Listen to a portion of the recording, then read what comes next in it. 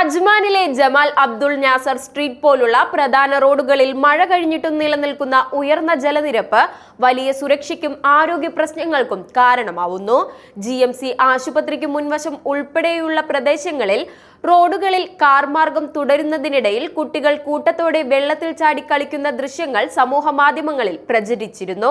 വലിയ വാഹനങ്ങൾ കടന്നുപോകുമ്പോൾ ചെറിയ കുട്ടികളെ ഡ്രൈവർ കാണാൻ കഴിയാതിരിക്കാനുള്ള സാധ്യത വളരെ കൂടുതലാണ്.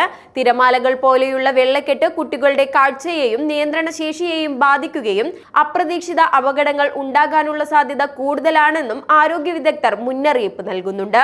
ഈ വെള്ളത്തിൽ മൃഗമാലിന്യങ്ങളും ചെടികളിൽ നിന്നുള്ള മാലിന്യജലവും വെള്ളത്തിൽ കലരുമെന്നും ഇതുമൂലം ചർമ്മരോഗങ്ങൾ, ബാക്ടീരിയൽ ഇൻഫെക്ഷനുകൾ ഉൾപ്പെടെയുള്ള ഗുരുതര പകർച്ചവ്യാധികൾ ഉണ്ടാകാനും സാധ്യതയുണ്ട്. റോഡിലെ കുഴികൾ, പൊട്ടിയ സ്ലാബുകൾ, കൂർത്ത വസ്തുക്കൾ എന്നിവ വെള്ളത്തിനുള്ളിൽ കാണാൻ കഴിഞ്ഞെന്നു വരില്ല. കുട്ടികൾ അത് തട്ടി മുറിവേൽക്കാനുള്ള അപകട സാധ്യതയും കൂടുതലാണ്. കൂടാതെ റോഡരികിലെ ഇലക്ട്രിക് പോസ്റ്റുകളും ഭൂഗർഭ കേബിളുകളും അപകടത്തിന് വഴിവെക്കാൻ സാധ്യതയുണ്ട്. സാമൂഹിക പ്രവർത്തകരും നാട്ടുകാരും കുട്ടികളുടെ സുരക്ഷയും മുൻനിർത്തി ഇത്തരം പ്രവണതകൾ തടയേണ്ടതിന്റെ ആവശ്യം കൂടുതലാണ്. കഴിഞ്ഞ ദിവസങ്ങളിൽ UAE-യിലെ വിവിധ എമിറേറ്റുകളിൽ ശക്തമായ മഴയും ഇടിയോടുകൂടിയ കാറ്റും രേഖപ്പെടുത്തിയതോടെ ഷാർജയിലും അജ്മാനിലും ഈ പ്രദേശങ്ങളിൽ ജലനിരപ്പ് മാറുന്നത് മന്ദഗതിയിലാണ്. നഗരസഭ ചില പമ്പുകൾ ഉപയോഗിച്ച് വെള്ളം നീക്കാൻ ശ്രമിച്ചിട്ടും കാര്യമായ മാറ്റം ഇതുവരെ ലഭിച്ചിട്ടില്ല.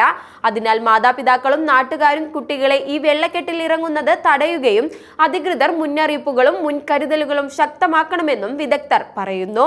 വലിയ അപകടങ്ങളും ആരോഗ്യ പ്രശ്നങ്ങളും ഒഴിവാക്കാൻ ജാഗ്രത പാലിക്കുന്നത് അനിവാര്യമാണ്.